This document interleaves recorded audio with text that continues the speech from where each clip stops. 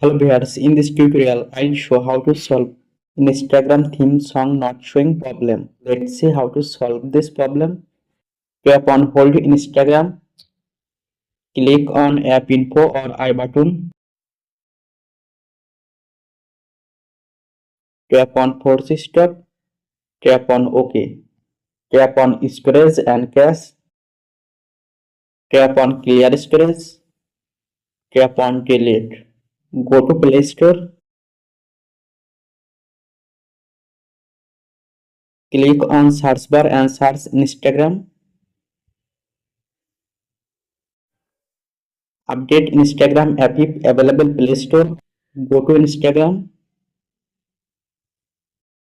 click on message icon.